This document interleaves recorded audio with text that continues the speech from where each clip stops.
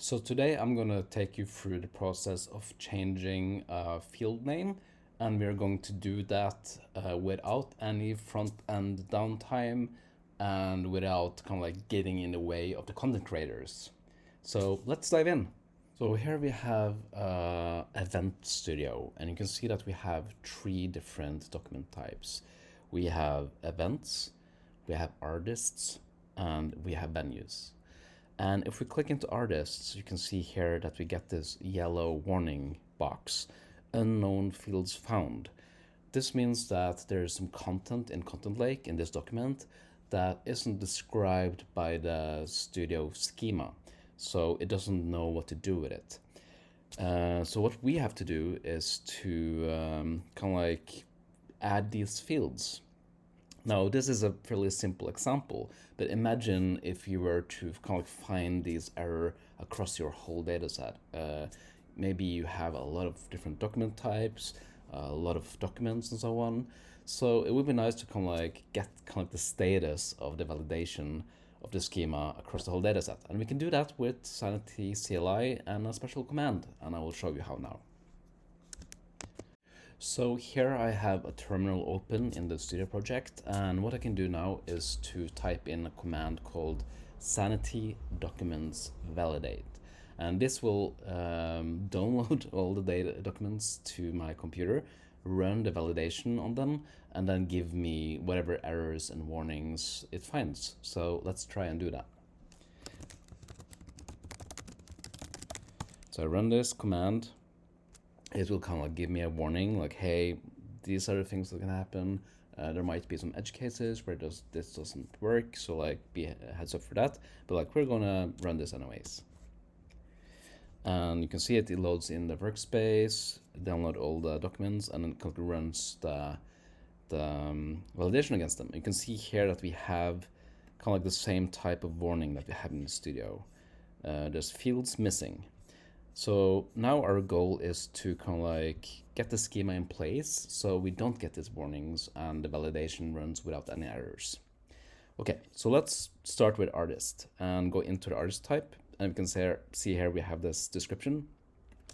So let's add a description field, name, description. So we are matching this name. This looks like kind of like plain text. There's a bit of text there, so we're gonna say type text. And let's give it a title as well, just to kind of like keep it editor friendly. And then we're saving this field, and you can see that we have here artist description with the data and content inside of it. And now we can do the same with this photo or image. Same procedure. Let's add a field. This is called photo. Oops. Type image. Title is artist photo. Let's save this change, and here we can see that we have like this crappy photo from Wikipedia. Okay, if we now run the validation again, and I'm just gonna add this yes flag to kind of skip the warning. Let's see what it says. So now we should kind of like expect there to be no validation errors on the artist type. So let's see. There seems to be no artist, so we only have the venue type left. So first let's go into the venue and see what's going on. So here we have city and country. You can see that there's like a little space here that has snuck itself in. That is something we could kind of like deal with content migrations. But let's get the fields in place first. And it's kind of like the same thing. We're just gonna add fields, name, city. This is a string. I'm just gonna do it a bit fast, and then country, save, and here's kind of like city, country, and then we can again run the validation command, and check if it's kind of like running without any problems now.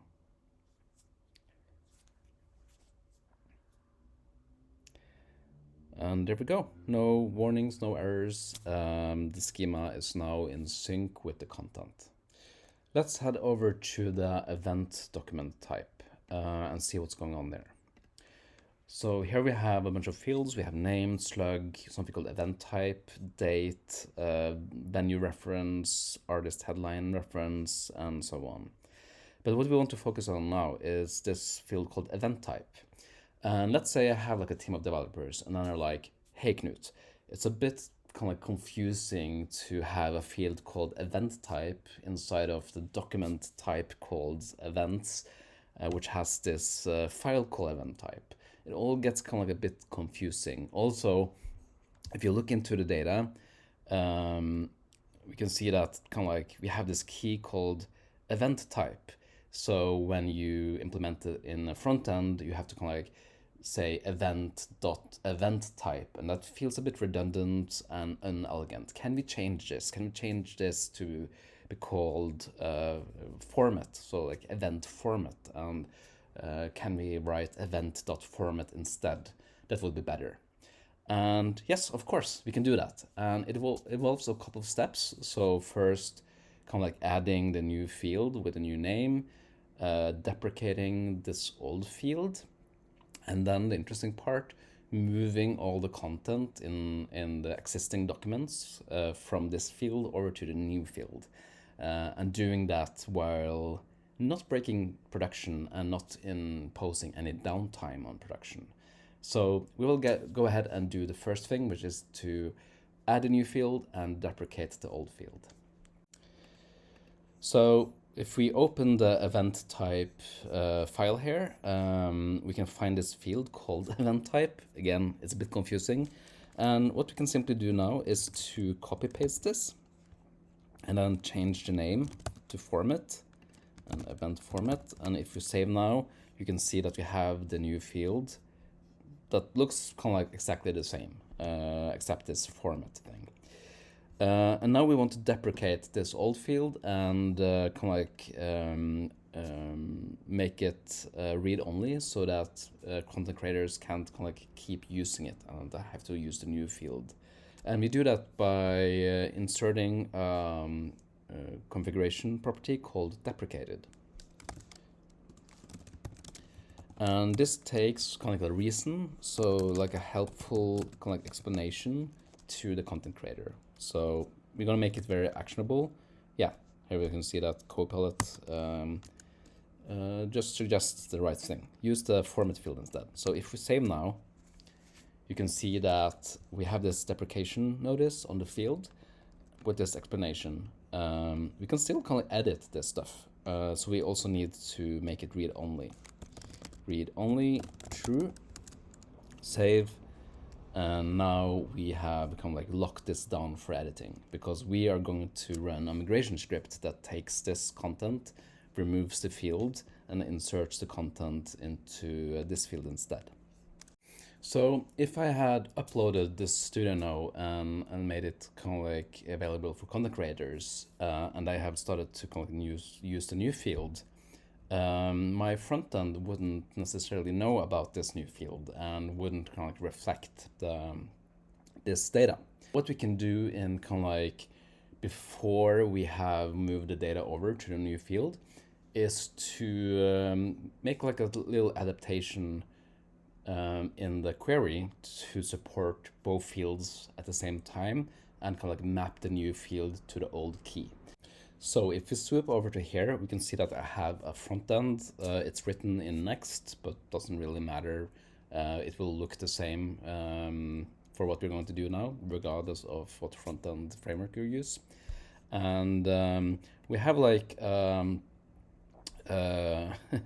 these photos are not great from Wikipedia, but we have this label. And this is where the event type or event format data is used. And you can see here in our front end that we have this event type variable that we are getting from the data. Here is the Grok query that kind of like powers this site. And you can see that we're using ellipses here as kind of like a quick way to just get all the data in the document. For real projects, I would recommend kind of like actually typing out the field you're actually using, so you're not overfetching data. But in this case, we kind of like took this shortcut. Now I want to map kind of like both the data for the format and the event type into the event type variable. So we're going to do that by adding a small line to the Grok query, and we're going to make a key called event type. So like the data kind of like maps to this variable. And then we're going to use a Grok function called coalesce. So what coalesce can do is to take fields or keys and look for a falsy value, and then kind of like choose the next one and see if that has like some data that's not falsy. So in this case, we first want to check if there's any data in the format field, and if there's no data there, if it's nil or something, we want to kind of like fall back on event type, like this. Oops, I forgot a comma. And there we go. So nothing happened. It's still the same. You can see that this depeche mode has this in-person format, and that's important because now I'm going to test if this works.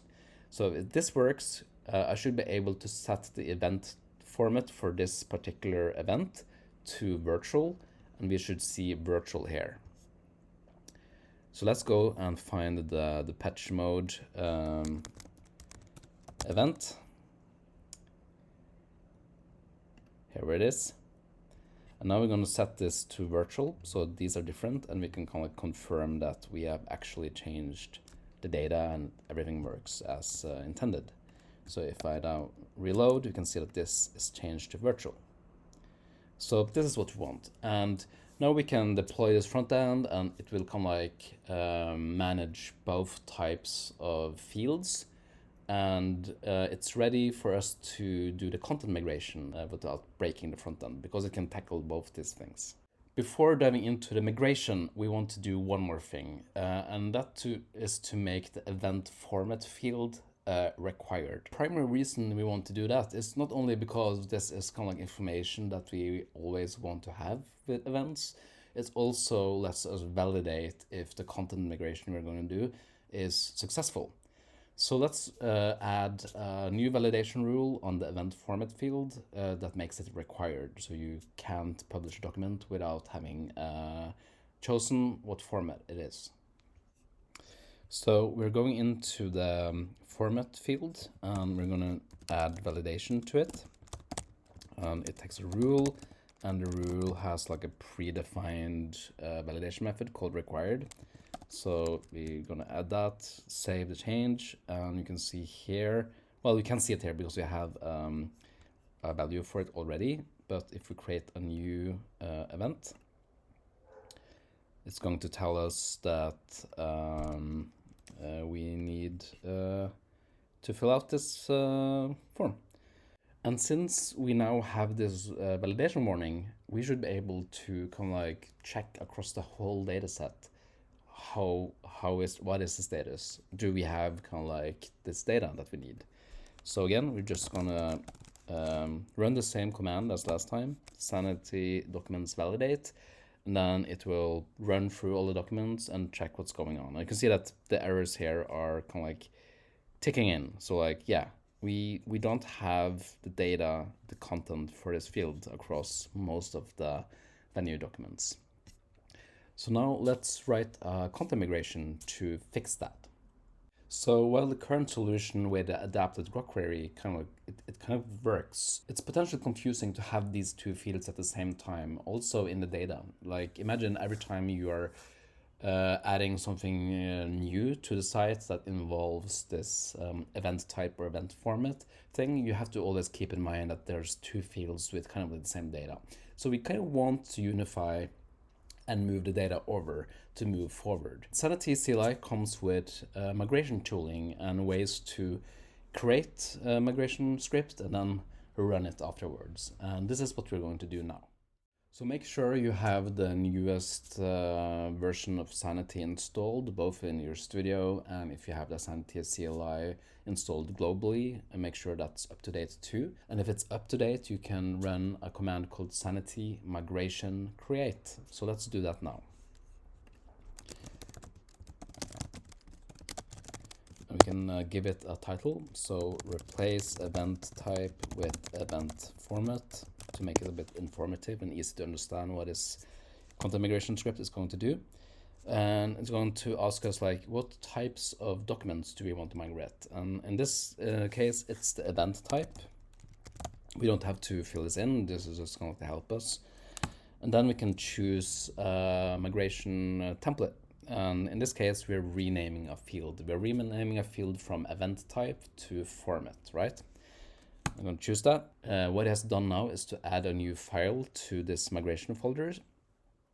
And we can see here, it has kind of like given us the code that's needed to kind of like change a field name.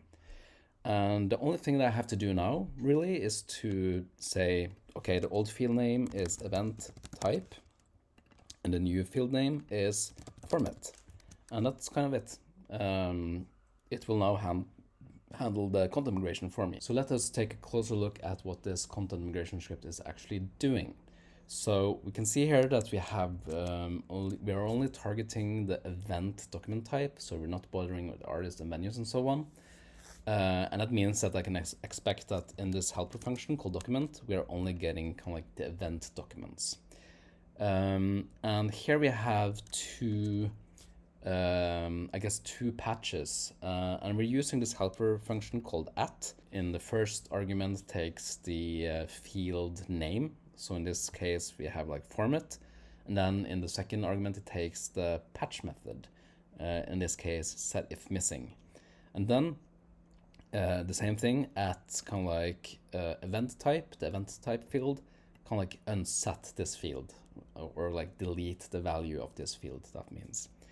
And in the set if missing, it means that if there's no value for the format field, take the data from the event type field and put that on the document. That's it. That's kind of like how we change the field name. We are basically saying, take the content from the old field name, put it on the new field, and then delete the old field. And what this CLI tool is doing underneath the hood is to make a transaction with all of these patches. So we can kind of like describe all the changes we want and kind of like send them in this case, one API request, and then Content Lake will kind of like just make those changes in real time, basically. So before we actually run this migration against the dataset, we want to test out if it does what we expect it to do. And we do that by dry running the migration. And to do that, we need a migration ID. And the simplest way to find the migration ID is to list out the migrations available in the project. And you do that in the command line. So we're going to run Sanity migration list, and it will go through the migration folder and find all migration scripts that kind of like are valid, and then output this in this table. And then we can copy paste this ID. It's a bit long, you see. And then we can say Sanity migration run, and then the ID. And when we push enter, it doesn't actually run the migration. It just does like we call a dry run. So it kind of like just tells you what it tends to do if you actually had run it in production. And we can see here that generally it unsets the event type field, which is what we want. And it kind of inserts the value from the event type into format. And all of these events are actually in person. So this is kind of like, this looks like what I expect it to look like. Great. We're almost ready to do the migration for real, but one thing we want to do first is to export the dataset in its current state. It's just good hygiene in case something happens and you kind of have to roll back. So let's export the production dataset so we have it locally on our computer. So we're going to say Sanity dataset export production. and then hit enter. It will ask us where to put this file. Let's put it here. I have export already, but I will choose to override it now just to make the example. So what happens here, it downloads all the documents and assets and puts them into a compressed file, so we can import that file in case something goes wrong. Now let's go back to the event documents list. And you can see here I have like made a preview that kind of like tells us the format of the event, and in this case it kind of like is missing this format, so we can't see it. Now we're going to run the migration for real and see if that changes. So I'm going to clear out my terminal. Then we're going to add a no dry run flag, and this tells the migration tooling to actually run it against the dataset. So let's see, it will say, are you sure this is going to change data? Like, I hope you know what you're doing, but like we have made the measures in order to make this safely, so I will go ahead and run this migration. And now you can see that all the documents changed and we have the format value in place.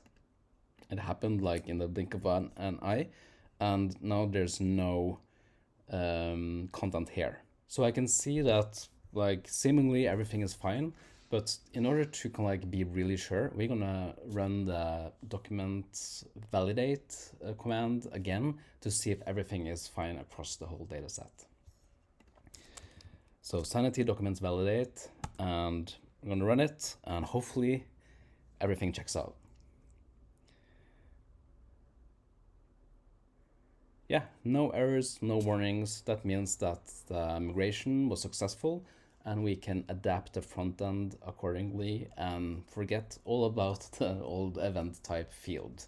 This was a relatively simple example of a schema and content migration. A very common example. You will find yourself in real projects like having to change the field, if not a lot. It often happens because you don't get the things right the first time. But these are patterns you can build on. And of course, sometimes it's a bit more complex. Sometimes it's hard to avoid having a bit of downtime, as with like all database migrations and so on. But at least you have the tools here to kind of like do it in a controlled manner and with more confidence.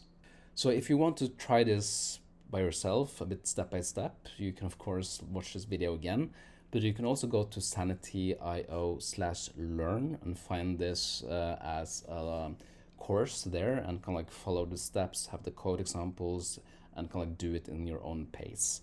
So yeah, I look forward to hearing all about your content migrations, and do let us know if you have questions or want examples of content migrations, and maybe we can make those for you and put it in our migration cheat sheet in the docs. Thanks for watching and following along.